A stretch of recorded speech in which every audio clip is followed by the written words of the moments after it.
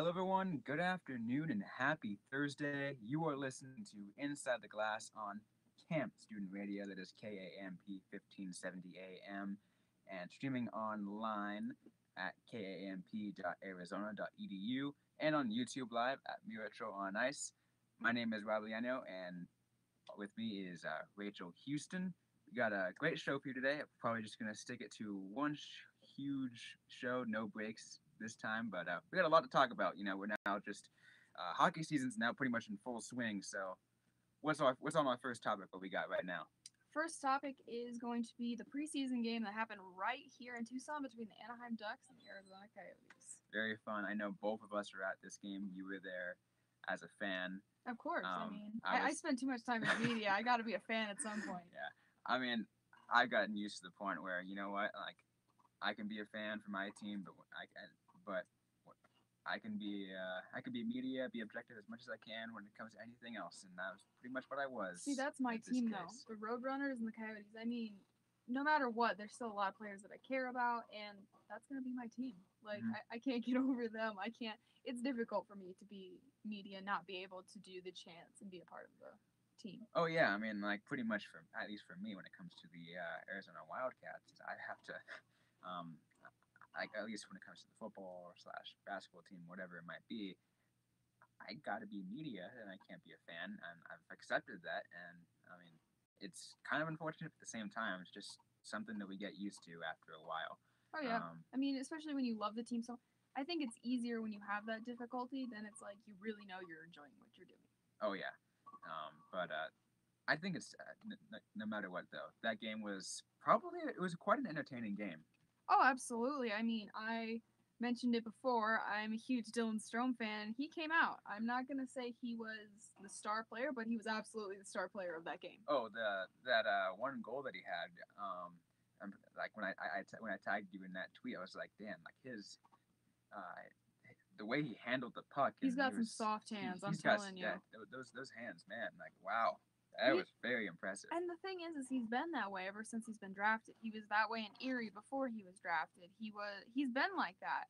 But for some reason he's just never been able to make the roster. And I'm still leery of him making the roster, even though the Roadrunners training camp schedules or rosters come out, which we can talk about that in a little bit. But right after the game, they talked to Strome. It was some media I saw on the Coyotes website, and they were talking to him. And he was saying, "Oh, I think I came out really well, and I think I was good in the offensive zone and defensive zone. He's a great 200-foot player, in my opinion." And then the coach came out, their new coach, said, "Oh, I still think he needs to play better defensively." And I rolled my eyes because that's been the story for the past however many years for him.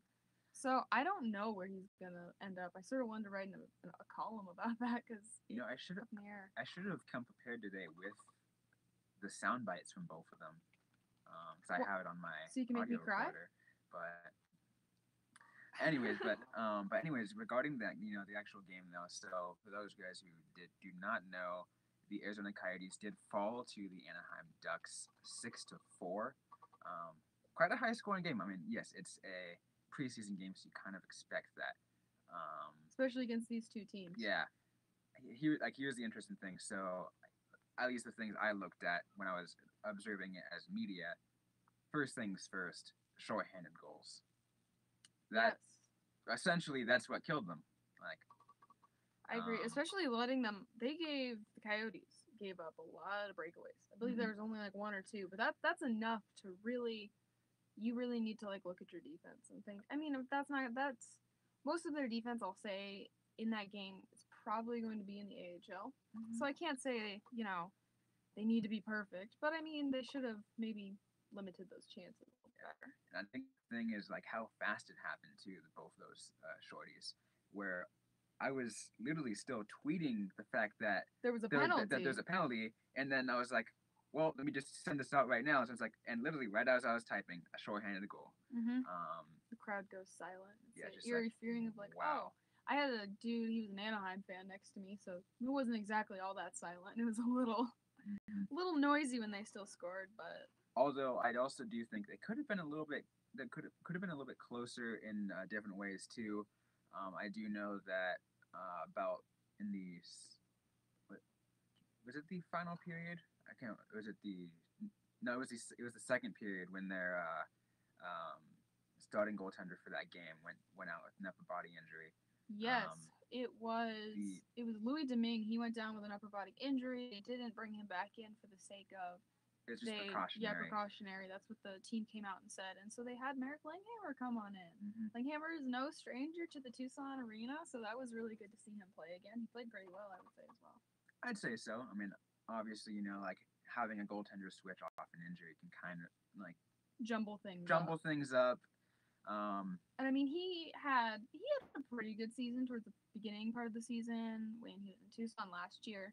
But towards the end, as the story goes for every single player, he started to slump. So he's obviously showing signs that he's recovered from that. He's doing better. So that's good to see, obviously.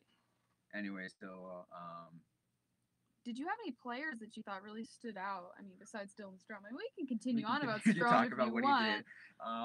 Anybody else? Because I was really shocked by Anthony Duclair because last season, I'm not gonna lie, he kind of looked like trash on ice, and he didn't know how to play offense or defense. But this game, woo, was he on for defense? I mean, he definitely is fighting for that roster spot with the Coyotes. I mean, like, because he spent most of the year last year with the Roadrunners, and I mean, like, he was an NHL player before then. Actually, I believe he spent it about half and half. I think he spent like 58 games yeah, so with the Coyotes, but they weren't good. Yeah. Forgettable, honestly. But yeah, and, poor performance last year put him down to the Roadrunners, and, Had 2 goals with the Roadrunners in like 2 months. Yeah. I mean, that's.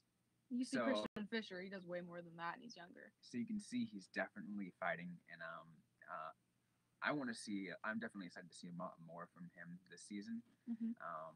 And I mean, like, I'm gonna try to see if I can do a story on him sometime this semester for a class. Hopefully, fingers crossed.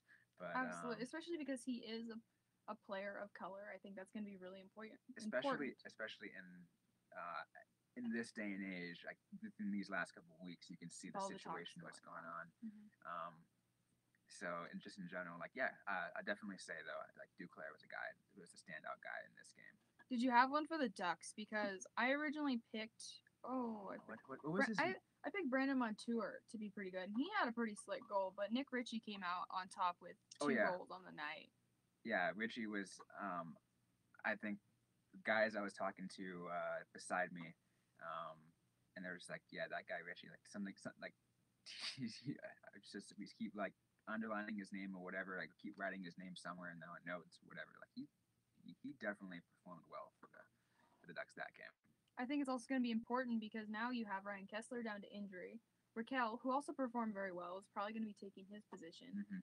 And so you got to have continuous. Anaheim has to rely on their depth, and I think Nick Ritchie is going to be that depth this year. And it's going to be very exciting watching Anaheim this year, I think. I mean, I'm probably actually not going to watch Anaheim, but if it'll be good to see how they turn out this year, and as well as the Coyotes, because now, I suppose this is a good segue into it, we now have a better idea who's going to be playing for the Coyotes in the training camp. Mm-hmm. Of course, there's still people who need to be shed. And then who will be playing for the Roadrunners. Right. So, one of the most notable things I would say about the Tucson Roadrunners and their schedule, not their schedule, I always want to say their schedule, their roster is that there are 2 guys who are 29. They are the oldest players on that roster at this point. Mm-hmm. Pretty much everybody else is 20, 21, 22. There's a couple like 26-year-olds, like Michael Lott is on there. I had no idea he was 26. I thought he was still like 23, honestly. So it's going to be an unbelievably young roster. And, I mean, it's not going to be any different than what the Coyotes are going through at this point. Yep. I mean, it's I mean, like when you have a team that's in NHL, they're not doing so well. The so there's going to be a lot of development. So you rely on those younger guys to pretty much be the future of the franchise, and that's pretty much what the Coyotes / Roadrunners are doing right now. I think it's difficult because I definitely agree that yes, the AHL is meant for development, meant for those guys to go up to the NHL, but there are just some guys you see and it seems like there's no end in sight. Like there's just so many, especially for the Coyotes, there's so many good players ahead of them. It was like a few years ago when Nick Merkley got drafted the same year as Dylan Strome. And it was like, he's a really good player. And his team, I believe the next year, made it to the CHL championships. And he almost won it all. Or he might have won it all. Don't quote me on that. and he's a really good player, but injuries plagued him every Mhm. training camp and every time. So, and there's just a lot of other players in front of him. You got Duclair, you got Domi, you got Dvorak. All these people have paid their time, and it's getting impossible. I think for players to actually make it in this team. Well, like I know it's hard to make this comparison as well, but like, because this seems a lot more well developed. But in fact, if you compare it to like someone like San Jose, is I know, um, a kid like Barclay Goodrow, is he would probably like he goes up and down and up and down, but does he really have? Will he probably ever get like a full time spot on the San Jose Sharks? Probably Mm-mm. not. He's Not in any foreseeable yeah, future. he is just okay. Hmm. I haven't really seen anything special from him, but I mean, it's kind of unfortunate too. I mean, like you,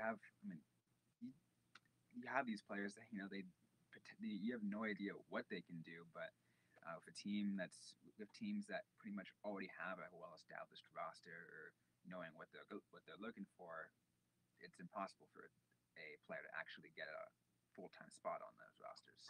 I wouldn't say it's impossible. I mean, it's difficult, and it might be maybe like 1 year it'll be difficult. But the thing is when you have a very successful team, people are going to be dropping like flies for more money somewhere else. I Mm-hmm. mean, you can look at a bunch of the successful teams over the years. You can have Pittsburgh. I mean, there's opportunity in Pittsburgh. There's opportunity in Washington for young guys to step up and play big roles because wow, they'll be 1 year and then it's like, you know what, maybe for example, like what if Burakovsky didn't do very well in Washington and they're like, okay, we need to shed him. Mm-hmm. You let him go. Unfortunately, he is also a young guy, and then you bring somebody else up. Somebody else has the chance to make it in that organization. And that's what's happened with Nashville. Nashville has seemed pretty tightened up through the years. Right. But then, the first year that I started watching Nashville, I believe that was 2 years ago. It was Philip Forsberg's rookie year. It was pretty locked up, and it was difficult for him to be on the team until, of course, he really like started to explode and did really well that season. And then the next year it was tightened up again. There was maybe like another rookie. You could tell it was getting more difficult for young players to be on there. But then the next season they have a bunch of people retire. People are going off the roster, and all of a sudden Kevin Fiala, who I never expected to make the roster in a few years just because he didn't seem to be NHL ready when I first saw him, was on the roster the next year. I think it's just sort of a gamble. I mean, you almost have as good of a chance to make it on a bad team as you do a good team, because that's the case with Thatcher Demko in Vancouver. He's been really good, and Vancouver's a bad team, and he hasn't Yeah. made it, but he has a chance to make it now. I think it's just all the timing issue. Yeah, no, I totally agree with that. Just in general, you just see like, just those players that spend a lot more time in the AHL than you see others. And like I said, if I go back to that whole San Jose example of Barclay Goodrow, how he's going back up and forth, and then compare it to someone like Timo Meyer, who's pretty much can get a pretty well good spot on San Jose. I would say But LeBanc is probably in that position as well, which I found it weird when I was sitting next to him in the penalty box, basically. And I was like, why are you? You're an NHLer. I've seen you done really well. I mean, Goldobin was in that position. That's mm-hmm. why he got traded. Yeah, and then they got Yannick Hansen. I'm still not. Yannick Hansen? Yeah. I don't even know what to think about Yannick Hansen. Oh, I love him. I watch him in those lip readings, all those like fun videos. He is a character. He's from Vancouver, so he's naturally a character, or he played in Vancouver, I should say. I'm pretty sure he's from Sweden. Absolutely hilarious, dude. But in terms of ice play, I'm not sure. I'm not sure how I feel about Bodker on that team either. Oh no, I don't either. He's inconsistent. Yeah. Welcome to the Coyotes. Welcome to the Coyotes development. I mean, it's also probably the age when it comes to him too. He is on the other side of in terms of age for. He's past his prime. He's over the hill. Yeah. I get you. The thing is, it feels like he never actually met his prime. So yeah. I think he might just be a late bloomer, as they like call him. I was actually reading some prospect reports back in the day, and they said, "Oh, this guy was a late bloomer." So that just very well might be. He might just have to find the right organization. Yeah, I mean, people were probably going to say the same thing about when the Sharks signed Schlemko as well, and look, David Schlemko was garbage when he played for the Coyotes. I was at a Coyotes Washington game a few years back when he played there, and the guys behind me were like, they were really funny. But one dude goes, "Yo," he's like, "Schlemko might be the worst player I have ever seen play." So when he went to San Jose, and I hear everybody, of course I didn't watch him all the time, and I just heard people like, "I love David Schlemko." I was like, he's I didn't at awful. all. I Um, don't know about how he was. no, I But mean like he got. I mean like personally, I would have rather when it came to that expansion draft, I would have rather had Vegas draft Brandon Dillon over Schlemko because I dislike Dillon a lot more. But that's just me. Or yeah, maybe it's not. Maybe everyone else has the same opinion. But I don't know. I seem to like Brendan Dillon. I sort of like to. I like grittier players, and I sort of like your trash bag type. If you, it seemed like you want to define Dillon as a trash bag type. So I think that's still a very valuable role to the team. Of course, you will know better about that than I would, but mm-hmm. it's weird seeing this transition of we've seen it obviously now we're seeing it on the Roadrunners roster, we're seeing out the U of A roster, seeing out the NHL level, all levels of hockey. We're getting smaller, more skilled players than the grittier players that we used to have even just 10 years ago. Well, yeah. I mean, I talked about this in a show last year where we're reaching a new era of hockey where it's no longer size that matters; it's speed. And that's awful. I think. I mean, I don't want to like just come out and say that, but I really, when you watch NHL hockey for so long, and then there's nothing wrong with that. You can be an NHL fan all you want, but when I stepped into the AHL and realized what those guys are all about, you have such an appreciation for the guys who play so hard and they don't have the skill, they don't have the talent, they don't have the finesse, but they have the hard work ethic. And Mm-hmm. seeing them play is more special than seeing Johnny Gaudreau play. I mean, I love Patrick Kane. Don't get me wrong, I love watching him play, but it's not the same as watching a guy in who makes $30,000 a year in the ECHL and now has got a pay raise of 70 grand a year, making sort of your middle wage, your yeah, I guess it would be called middle wage. I forgot what it's called. I just took a class of this yesterday. But Mm-hmm. you're making a good amount of income Yeah. for that, and just seeing him play, and he's sometimes they don't do it for the money. They don't do it like they're just out there to have fun. They still have to have jobs outside of it. It's a really unique experience. And then there's for me like the other things I've seen in terms of the smaller size people was Team North America at the World Cup of Hockey last year. I mean, they were probably the fastest guys on the ice because of like their youth, because of how young they are. Um, I was just beyond amazed seeing McDavid and Matthews on the same like team, um, along with all these other guys. I would say Brandon Saad was also on that team. Okay, let's talk And about that. How is Brandon Saad not captain of that team, considering he went on that team with 2 Stanley Cup rings? And I'm pretty sure that's more than every other player I mean, combined. they gave it more to McDavid. I don't know why, but I mean, like McDavid's great. Don't get me wrong, but it was only his second year. But And Brandon Saad has as many rings as McDavid does experience. So yeah, I mean definitely a personal bias. Don't get me on that. I mean I have a Brandon Saad jersey. My dad did. So yeah. So I think the thing is like you think about McDavid being the number one overall pick in the 2015 draft. Uh, Dylan Strom's draft. yeah, and just in general, just how He deep was that was. Yeah, And he's the number one and probably the best draft there's been in years. yeah, apparently next year's draft is supposed to be deeper than that. There's no way. I haven't even heard anything about those kids, honestly. It's kind of like just like rumors. I haven't. There's no, of course, things behind it, but I've heard a lot of things about next year's draft. Um, That's just awkward. Like for these kids, they're gonna probably be officially 1 year younger than me. That's kind of like awkward for me to be like, well, wow, these kids are younger than me, I better than me. I think the thing about Austin Matthews, he's younger than me. I'm like, um, okay, and of course the same thing with Nolan Patrick and Nico Hirscher. Hisher. Hischer. I think it is. There's an R in there, but I don't know Like, how it fits in. but it's like really like these guys are incredible and they're like 18, 19 years old. Like I mean, what the weird thing is it's not like the players aren't getting better as they're younger. It's a different level. oh yeah, it's just a different Because you can't say Joe Thornton wasn't good or oh no, Patrick Marleau wasn't good when they were well, drafted. Joe Thornton. I mean, think about it. Like this, like in that previous era, like say I'll say that 2005 season when he got traded from Boston to San Jose, he still won the Hart Trophy because he was and the I think he still the Art Ross too, the Hart and the Art Ross. Oh dang, Um, look at him go. he was phenomenal. Right, and even though he played a different era, I mean, he was still good.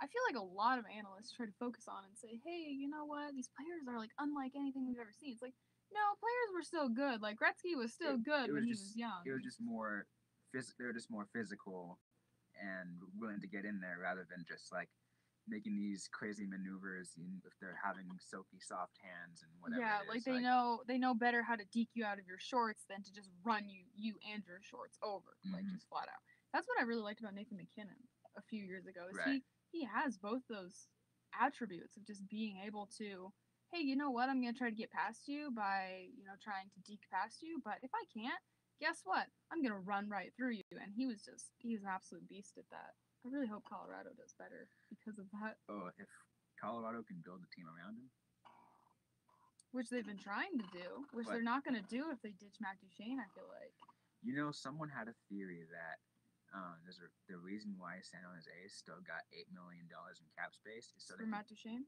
for Matt Duchene at the deadline. I mean, I wouldn't be surprised that he would fit in. I think probably taking the spot that Bodker's taking up. I, at the same time though, San Jose is really stacked. I don't think they have room Mhm. for Duchene. Duchene's not want to does not want to go to a place where he's not going to get the time he deserves. He's probably he knows he could be a top 3 guy. And if Mhm. he's not a top 3 guy, probably doesn't want to be there.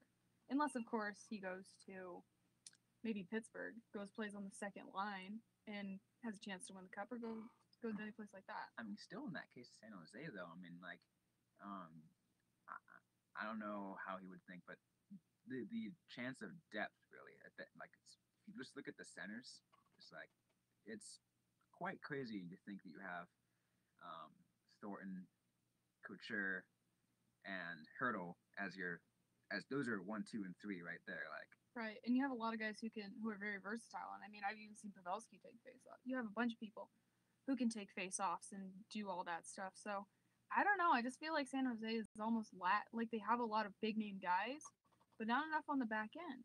Because like not in terms of defense, but on the back end of their forward lines. Because what are you gonna do? Are you gonna be like, hey, you know what? We got a lot of really good guys. We got a centerman here. You know what, Logan? I think you're gonna be our third or fourth line center. Like you can't do that. Couture is much better than that. mhm. So I think that's a problem. I think a lot of teams run into is you want to be the best you can be. You're like, let's get all these superstars, but then you get to the point of, wow, we have all these superstars, and a couple of them are only getting 10 minutes a night because they're on this line and they're not happy. So Yeah, that was a big problem with Jonathan Drouin in Tampa. He was really good, but he didn't fit in the lineup because they were so stacked. And so he got poor minutes, and he was like, guess what? I want to be traded. And they're like, guess what? Go to the AHL. I'm not going to show up. And then more ensued. Did pretty good. I don't think he made it to the finals with them. And then he got traded. And we'll see how he does in Montreal. yeah. In general, just like you mentioned, like a lot of these players, like they do deserve a lot of minutes, but sometimes, like I said, the talent level in general is just getting so much better in the NHL. It's makes things tough. Yeah, it's sort of weird that we're moving towards how are players all of a sudden getting more talented. Like in previous, we will say that go off this basis of in previous drafts and previous generations, I guess you could say, of hockey and eras, they have not been as skillful. They have been heavier. They have played with more grit. There was more emphasis on that. And now they're getting more talented.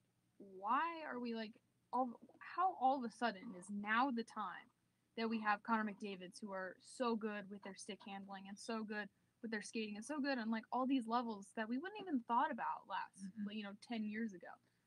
Why is there just this uprising like this is now the big thing? Why are we moving towards speed and skill, honestly? It's very interesting that you mentioned that because like comparing like you said, you can compare the Connor McDavid draft if his skill compared to the '97 draft, which was like first overall being Thornton, second overall being Marlowe, and like I think Luongo was like as a goaltender was also in there. That was probably a really solid draft year, but the difference was in terms of the way they play. It's just look at the evolution between those less than 20 years is just phenomenal.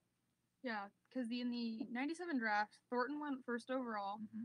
Marlowe went second, Ole Jokinen went third. He had a very long career.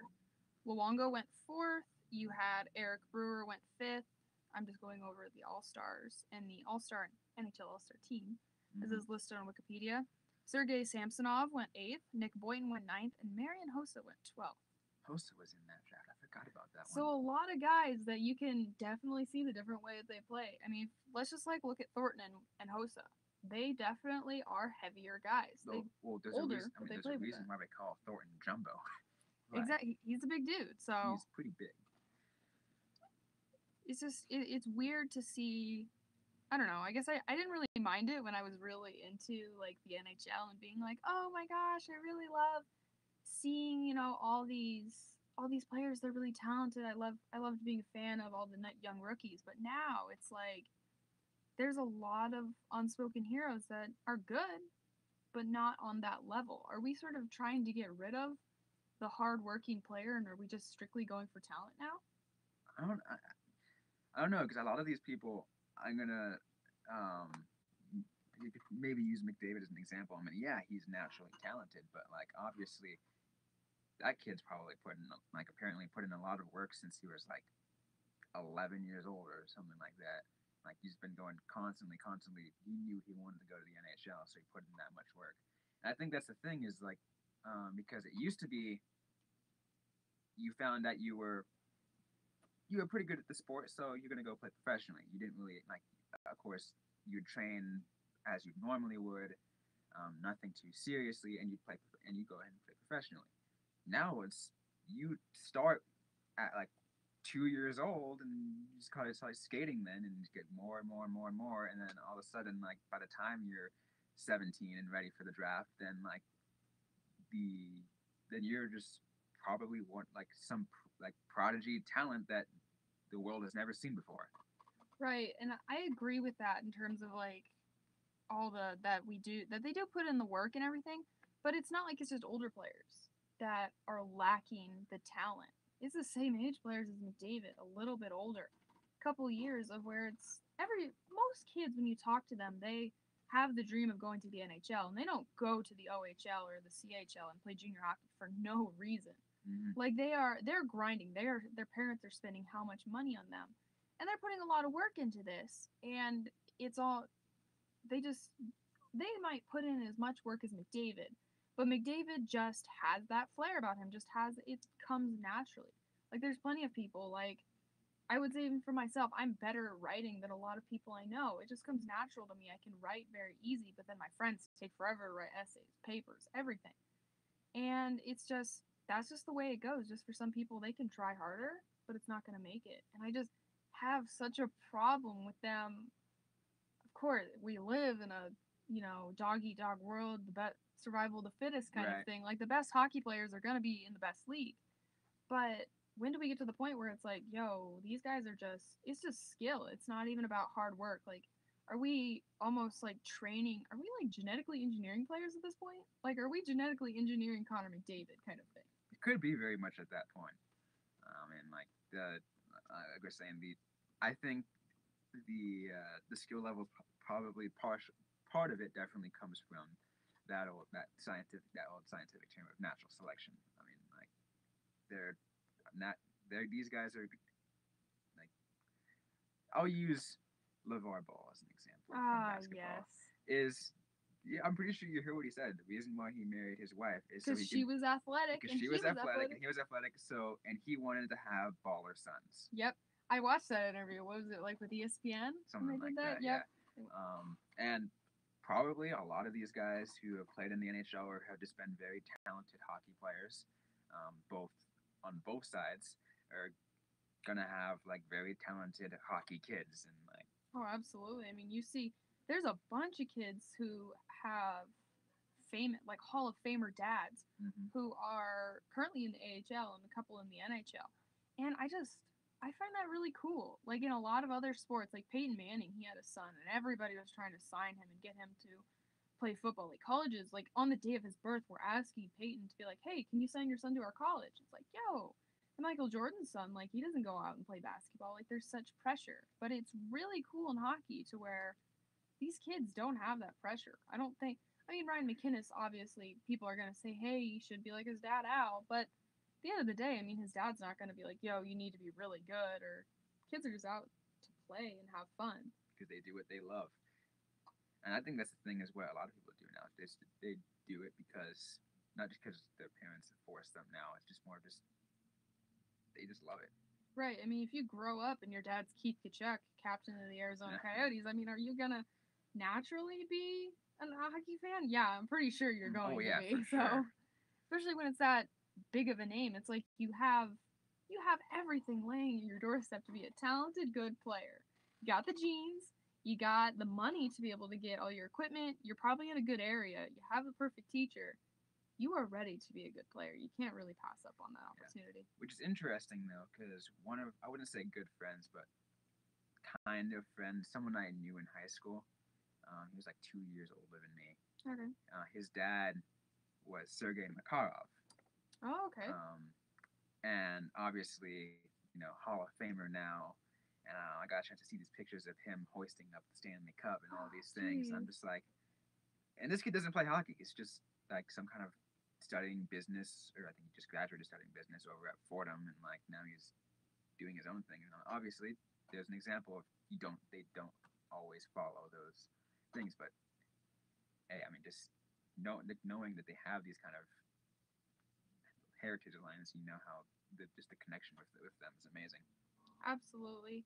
And just sort of just segue onto this as we're just sort of getting into, I feel like, more broader topics. We talked about San Jose a lot. What are your opinions on first Joe Ward speaking out and saying that he was considering kneeling and now coming out saying that he's not going to? Well, here's the thing: is I was reading what he said about him saying that he was not going to, and he says that the reason why is because he doesn't want to create separation in any way, kind of like of between the black hockey players and the white hockey players, whatever. He wants to bridge the gap between them. So he just wants to bring more awareness that that no matter what, there are hockey players in the end.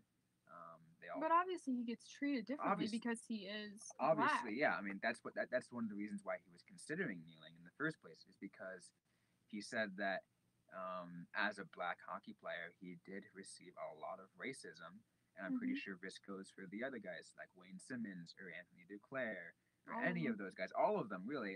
Not all of them necessarily spoke out about it as much as Joel Ward did, but I think that's one thing you should be more aware about. I mean, think, but there's only like 25, maybe even less. They said there were 30 in an article. It was from San Jose Mercury. They said there were 30 total, and there's about assume if they're just counting the NHL rosters, I think they said there's like 500 to 600 players. Yeah, that's a very small percentage. Yeah, so very very small percentage. And that's the biggest minority group in hockey. Yeah, I mean, totally. You don't have like really anybody else from any other ethnicities or races. Mm-hmm. And yeah, so the thing of Ward, the fact that he was considering it, for the most part, it seemed that he was going to get a lot of support if he really decided to take it. He had it all throughout the organization. Yeah. I mean, GM, coach, players. And I think Joe Pavelski came out with a really good statement about that, and I'll look that up, and you can continue on about how you feel.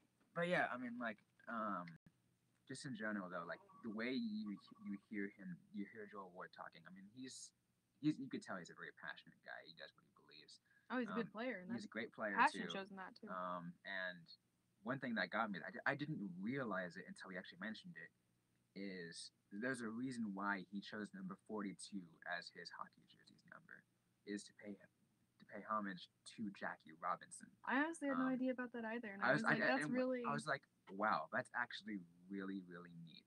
It's like, yeah, you're pretty much paying homage to the guy that broke the barrier in baseball, the color barrier in baseball. But you look at it even more, it's now just more in baseball. This is just a sports thing, just in general, that there's still a divide in terms of what these sports are. There's like hockey's, of course, it's not just finally getting a little bit more racial, like multiracial in there, but I mean, hockey is still, they're not even close to the point of having this discussion. That's what's so embarrassing about this whole thing. Is like nobody's ever talked about race before, really. I've seen, sort of like underground blogs talk about like, hey, this is an issue. I never hear anybody, make a feature on like PK Subban, the best black player out there. Look at all he's doing they talk about how great PK Subban is, but we need to talk about how great he is as a black player. Because when I was younger, I'll admit I being white, I didn't wasn't really aware of all these issues that were going on in the world. I was still young, not excusable, but I didn't understand the significance of PK Subban being a black player. I was like, well, he's a player. Like, I never saw a different, never thought like that. But as I got older and I realized that there was a division so big still between the races, I realized like it's really important to acknowledge these players and how hard they've worked, because it's not that they should appreciate what they've been given. They've worked for very hard for this kind of stuff, and we need to, as a league, acknowledge that these players are black and understand that. And players who are of other ethnicities or other races, we need to tackle that and not just, sit down and be like, oh, no big deal about it. We need to, as Joe Pavelski said, he said that there needs to be an open discussion about this. He's like, it's the only way things improve is to talk about those tough situations, he said, word for word, from San Jose Mercury. And what I thought was a really good quote from him was, it's tough for me to see someone protesting the flag and using that anthem. That's tough to see at times, but you understand, you respect their right to do it. You just hope that it's done in a respectful manner and that everyone outside of the stage and that platform is working towards a solution. Yeah, it's a perfect statement from Joe. Honestly, because he's white, very white, came from Michigan, and he not from Michigan, from Wisconsin, Yeah, and came from the home of cheese. And he mentions both the ideas that a lot of I would say maybe the people who are closed-minded about racism has the idea of them protesting the flag and the anthem. He ties that in with also the idea that we need equality and this discussion needs to happen. He understands, while, hey, I'm interpreting it as they're protesting the anthem and the flag, even though they're not. He still mentions that, you know what, that's their thing to do. They have the right to peaceful protest, and as long as they're doing it right, they're doing it fair, and they're getting their message out there, they should go and do it. And the thing is, like we were saying, like, it's hasn't even been a thought in hockey, because you usually just you just don't think of a racial divide in hockey at all, because everybody's white. Because everyone's white. Yeah, exactly. I mean, you can see it in basketball when it's like there's maybe a combination, or you see it in the NFL when there's more white quarterbacks. But when everybody is white in the NHL, it's difficult to facilitate that conversation. Which is what's surprising me, how it took baseball quite long enough, because that's one of the more mixed ones out of all the major sports. Especially for not just for black players, but for players of all. I mean, you have a lot of players from Puerto Rico and other places of different, especially nationalities. Yeah, you have a bunch of white, a bunch of Latinos, a bunch of Asians, a bunch of blacks, just from all over. And you would expect there'd be some kind of protest. It took until just last week, literally just last week. And it came from one of the players. I mean, of course I expect that, but we never had any of the loudmouths that I would expect maybe like Mike Milbury or somebody with a loudmouth to bring this up and be like, you know what? Does anybody ever think like, hey, this is an issue in the NFL? Maybe we should think about this too and have somebody else facilitate the conversation. Oh, yeah. Why does it have to be a person of color to bring up the conversation about that? Why can't other people just be aware and be like, you know what? Let me use my white privilege to facilitate a conversation about what's going on and the inequality happening. I think in general, it's just because everyone's blindsided. Because of this, how used they are to the culture, and they just never think about it. Or they choose not to think about it. I think a lot of people also think there's still that they think, oh, I don't think that a bunch of black players play because black people don't like the cold, and they go after that stereotype. And so you think, oh, well, there's nothing wrong with that. I've known plenty of black people who don't like cold. It's like, but that's still a stereotype. That's still a problem. Or there's the other one where it's like, oh, he's a black player in the NHL. He must be a tough guy to fight. That was the case with Mike Greer. Obviously, he was a tough guy to fight. He would always get into fights, and that kind of was one of the ones that set a stereotype like that for black hockey players. But right, and I don't blame them, because I can understand how that might have been true, because you see a lot of the players who now the black players who now come up, they are tough players Mm-hmm. because, as we were talking, there is now the privilege of being a talented player. But, and even when they were coming up, there was still the privilege of being a talented player. But even if they were talented, Wayne Simmons is very talented. Dustin Bufflin is very talented. They still, chances are, they still had to work 10 times harder Oh, yeah. and not just rely on their skill because they looked different than Sidney Crosby did. They looked different than all their other teammates did. So they had to work in a different way, and I'm pretty sure Joel Ward touched on that when he talked to the Mercury about in the media about that. That's, I mean, I think that's why the stereotype exists because sort of even if you're white, you still, if you're not given the time of day for your skill, even though it might be good, you got to work hard and you got to go forth with that. Oh yeah, totally. Um, like let's just say like hopefully there eventually. I mean, like I don't want to say like I want to see a protest, but hopefully we actually see that people are kind of realizing this, especially in hockey now. I say we need a protest because when I looked at I retweeted it, quoted it actually on Twitter. It was the article from the Mercury about Joel Ward, and reading the comments of it was disgusting. It was all these older white males as their Twitter pictures, all saying, "You know what? We need to take politics out of hockey. Just stick to sports." And it was like, this is a very clear problematic issue. And I think unless we talk about it, unless we shove it down their throats, they're not going to listen. Because if we're like, oh, let's talk about it Mm-hmm. during intermission, they'll turn it off. Let's bring Joel Ward on during like NHL Live or something and talk to him about it. They'll turn it off. But if you can find a way to put it into the sports, and they can't avoid it, and you're like, well, I'm not going to turn it off for the national anthem because I'm American. Well, guess what? Or Canadian. Guess what? When they're protesting during that, you can't get away from that. Mm-hmm. You need to find a way to. That's why I was really upset about Joel Ward not going forth and doing it. Like I understand that now there's a misconception about them actually protesting the flag and the anthem when they're not. But we can't just the silence lets the racists and everybody against them win. Because Yep. if you're not here to speak up and really do everything you can to fight against it, what are you doing? Yeah, because one thing's for sure is Joel Ward was the only one to even consider it. Publicly, anyways. Publicly, Wayne Simmons, both Wayne Simmons and PK Subban have publicly said they will not and will never. Um, Have they said that? I think it was PK Subban who said he would never do it. I'm not sure which one it was, either one or the other, Wayne Simmons or PK Subban. I think both, at least both of them said they won't. PK said he will never kneel during the anthem. Okay, there you go. That's PK Subban who said it. But still, you have some guys like Wayne Simmons, Anthony Duclair, any of the other guys like really like, hey, there's maybe they should consider it.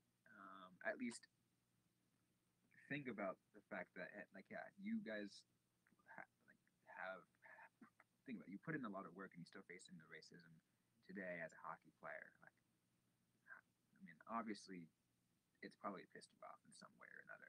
Right. And it's not just gonna stop. I mean, obviously you're a very accomplished player. You are farther in life than anybody in those stands, harassing you and calling you the N word. Mm-hmm.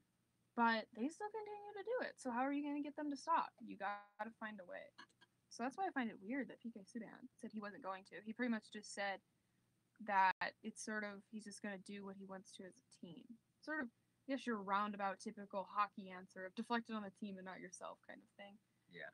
I think it's a big deal for the not only the big players like PK Subban to do this, but how would you feel if you had a player like Joe Pavelski, you had a player like Patrick Kane, Jonathan Toews, kneel during the anthem?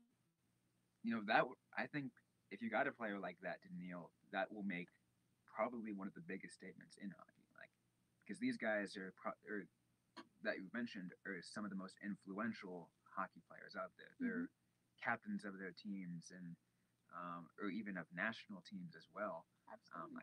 Like you mentioned Pavelski, not only is the captain of the Sharks, he's captain of Team US. He was captain of Team USA for the World Cup. Toews was that way for he's traditionally the captain of Canada. Either Mhm. that or he shares it with Sidney Crosby. Exactly, and just in general, just having that top leadership if they were to be the first to make a statement. And especially That, because they're white. yeah, That would, especially that too. That's probably the biggest one. And because I was reading something about right just before the entire talk about the protests really blew up a couple weeks ago. mhm, It was about a month ago, and they talked about what would have happened if Tom Brady would have kneeled. What would have happened if America's quarterback would have said something? They were like, he's the biggest white player out there. Like, he's the most popular in America. How would that have changed the conversation?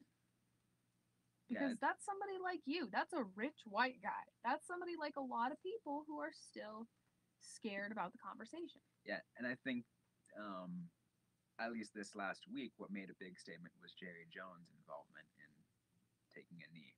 Um, Obviously, for those who don't know, Jerry Jones even publicly donated to Donald Trump's campaign. He was all that, but the fact that the richest man in the NFL, um, white, probably one of the whitest guys too, going to take a knee. That's probably one of the, like, at least so far, the biggest statement I've seen out of the NFL. Oh, But I think that probably bridges across borders too. I mean, that's probably the biggest statement made generally. oh yeah, Because yeah, how do you think? I just remember this back when some of the first police brutality things were really coming to light in the media, and you had the WNBA. A couple teams wore black warm up shirts, black shirts over their jerseys during warm ups, and the league actually fined them. How do you think the NHL might do something like that in terms of like they do you think the team Gary Bettman, the owner, the commissioner, might put some restrictions on it because we've put restrictions on the Olympics before and it's been weird. I know. Might that happen? Gary Bettman really gets me sometimes. I can never get inside his head what he's thinking. Obviously, you assume that he's going to do the worst because no one likes any decision Gary Bettman has made. If people don't like Roger Goodell, you're going to hate Gary Bettman. Um, I think naturally Roger Goodell is more irritating because he's not a hockey commissioner. Hockey is still fairly lenient about most things, at least. here's the things that I think what pisses people off about um, Gary Bettman His inconsistency. We're is not going to that move this team, and the team gets moved. not only that is you have teams going for expansion. People applying for expansion. It's like, hey, you know what? Let's put a team in Las Vegas. Like, Didn't Vegas ask for a team? they did, but like these are the applications. Like, it's like we're gonna give it to Las Vegas and Las Vegas only because you know what? They have all the money. They do, but I will admit like a big point of people say Bettman like he told the players they can't go to the Olympics that are under contract and or they can't be invited by their nations is what the actual terminology was.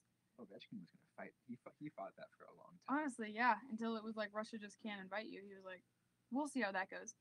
But with not going to the Olympics, that's a big problem of like trying to spread the sport. Because at the end of the day, hockey doesn't get a lot of revenue. Hockey doesn't get a lot of like TV time. So they need to make that a bigger thing. So I think Vegas was a good point for that to spread the sport because yes, Quebec already has hockey like in terms of like province. Granted, it's far away for a lot of people, but then you also have a place like Washington. Well, Seattle is fairly close to Vancouver. There's still a team there. There's still culture there for hockey. Granted, you still want the teams in both those cities, but Las Vegas is a place that is untapped for the sports market, and it is a place that is especially untapped for hockey, and it's a smart business move, I think, for growing the game. Definitely for that viewpoint, but I also I guess for me I'm more of the naturalist point of view in terms of uh, where are the fans going to be? Like where there's going to be a fan base no matter what. Well, I mean, obviously there wasn't much of a fan base in Winnipeg because they ditched their team and their team moved to Arizona, and now they're like, we need a team back, and it's like then they had to pay millions of dollars to get it back. So I mean, I don't think any place is guaranteed. Boston could go in the hole, and who knows? Boston could disappear. I think in general, any of the original six and teams that have a pretty well established market aren't going to go anywhere. At Right. least at this point. Mhm. You look at Los Angeles and Anaheim and San Jose. Those guys on the West Coast, they're not going anywhere. They might. I mean, who would have ever expected Winnipeg, who is in Canada, the home of hockey, actually would have left? So I mean, I wouldn't count anybody out necessarily. True. But still, I don't know though, because like although I know you pretty much against Quebec City getting one. Oh, absolutely. I Um, forgot why, but they have a giant pigeon in like their city center, a giant pigeon statue. Yeah, they're. That's about all they have going for them. I know when they had the Nordiques, this was even before I was born, but You're not that old, Robbie. Calm down. I know. But still, like if you think, but still, 20 years for a sports team is quite a long time. They moved to, they moved to Colorado, obviously. But still, like you think about it, the Quebec Nordiques didn't last a long time, unfortunately, because of it wasn't stable enough at the time. Same thing goes for Hartford. But are there fans there? Oh yeah, there are. Oh yeah. Why don't we just like bring AHL teams there? Because there's plenty of teams that. Well, I'm pretty sure there is an AHL team or ECHL There's one in team. Providence, which is pretty. I was gonna say close. there is one in Connecticut because there's like the Connecticut Whales or something like that, and they use that I'm pretty sure and they use that Brass Bonanza theme song. Our Like, traditional opening song. I love it so much. Nice. It's I have a feeling that if we ever get this posted on like it's whenever it gets posted, wherever it is, either we'll be on this YouTube live or on SoundCloud or on Facebook Live, whatever it is. Like someone from Connecticut's like, I'm gonna listen to this show because it has the theme The song. goal song, yeah, it's gonna get around. That's gonna be our song, and everybody's gonna be like, "Hey, I know that." And then we're gonna get copyrighted for it. Yeah, that'll be a problem. I don't think that song's copyrighted though. Let's hope. Let's cheers to that. But I want to get copyright for Chelsea Dagger, honestly. Like that'll be our second bet. But anyways, though, it was funny though because I was actually searching up that song on YouTube. What came up was a like it says father-daughter wedding dance goes from just like this. Just they turn it into the Brass Bonanza. Oh my gosh! Can you see my wedding? I'm gonna have me and my dad are gonna be dancing to Chelsea Dagger. I'm gonna be in absolute tears. Oh gosh, that's emotional. What would yours? Would your be the y'all ready for this, or would you go for a classic? Nah, see, I think I don't even know because like the goal song like I have because the Sharks have had now 3 different ones. Obviously, the second. At least in the ones that all I remember. The second one was pretty bad. It only lasted a year. Right. I mean, y'all ready for this? I mean, the Get Ready for This is quite a it's a classic, but I don't know whether it be. I don't even know because the Sharks don't have that kind of thing that you'd have at a event like that. That's all they can get all happy about. Their entrance song is "Seek and Destroy." Like, oh, are you kidding me? I could get so happy to that. I think that's because I grew up in a Metallica household. But Metallica's a Bay Area band. I could get lit to Metallica. You know who else is a Bay Area band? Smash Mouth. And so is Journey, and Green Day, and Santana. That's true. I've been Green Day for 15 years. And the Doobie Brothers. And so I can keep going anyways. But okay, but Smash Mouth. No. But anyways, though, yeah, I mean, yeah, Seek and Destroy would be an interesting one to have on, though. Enter Sandman, because nobody ever saw us playing it.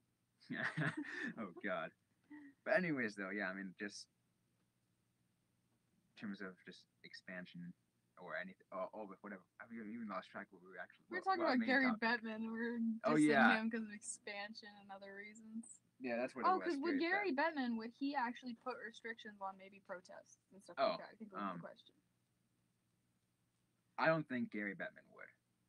Would you put it past him, though? In some weird circumstance, do you think there's a very slim chance it might happen? Just to really hurt us.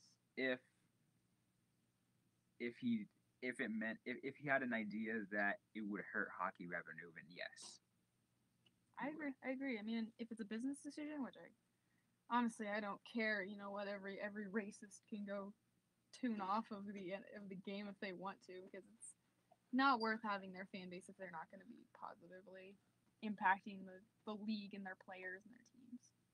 It's Yeah. just surprising that it's like these people, it's like you're probably fans of like Nashville and everything. It's like, but you still have the right to be like, let's take politics out of this. It's like, no, one day you could wake up to news that one of your players was shot by a cop and you don't get to see him anymore. How do you feel about that? Because you completely didn't want to talk about politics. Like, it's a weird, deep conversation. I'm kind of taking a class on this.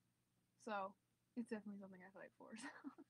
See, most of the classes I'm taking when it comes to anything sports related is just more what's going on in just like actual news slash communication. Obviously, the protest is a huge part of it, but Do you stick to sports in those? actually, like sometimes, not always. There's like, always every now and then we'll get some political talk, but That's and good. then we'll get right back to like. Sticking to sports is overrated, honestly. I mean, I think in this day and age, just there's no such thing anymore. Yeah, Like, I mean, obviously it's a good platform to use. How are we going to get any political change done if we can't broadcast a message? And what's a bigger message than through sports? Because there's a lot of close-minded people in sports.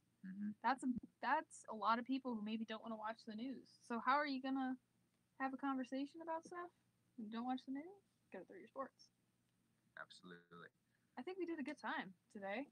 We did. Went for almost the whole time. We facilitated a good conversation, not sticking to sports. Go us. Look at us making right. social change. So that's probably about it then, huh? Yeah, just So might as well wrap this up. Heading to media day. Head to media day. That's gonna be fun. We're gonna talk all about that probably next week. Both of us are going to probably promote on our Twitters a bunch of stuff that we create, both write and both produce digitally, both like with multimedia stuff. Yeah. Should be a good time. Yeah, I'm pretty sure there's gonna be several articles on the Daily Wildcat from me. You. Yeah, I'm gonna write. You know, I could probably write a bio about every single player. Just go through like, hey, give me these like questions. Email me back. Yeah. Meanwhile, I just finished my season preview on Arizona Desert Swarm. So my preview to the very first game, GCU in Arizona. That game will be going on tomorrow at 7:30 at the Tucson Arena. I also call it the TCC more than I call it Tucson Arena. Same thing. Everyone just calls it the TCC. Yeah. It's Tucson Arena within the Tucson Convention Center. Technically, its full name is the Tucson Convention Center Arena. But that's way too long. Yeah, never mind. That preview should be going up either later today or tomorrow, so you can read all about that. It'll be the first ever meeting between GCU and Arizona. And you can also listen back to this podcast sometime soon once I get it uploaded and have time to do that. Or you can go on over onto my YouTube. I stream this live. And all of our previous ones are currently on my YouTube at Miracle on Ice. That is a combination of my name and Miracle on Ice. So go and check that out. Check both of us out on Twitter. Check out Camp Sports. And I guess we'll see you next week. We will all see you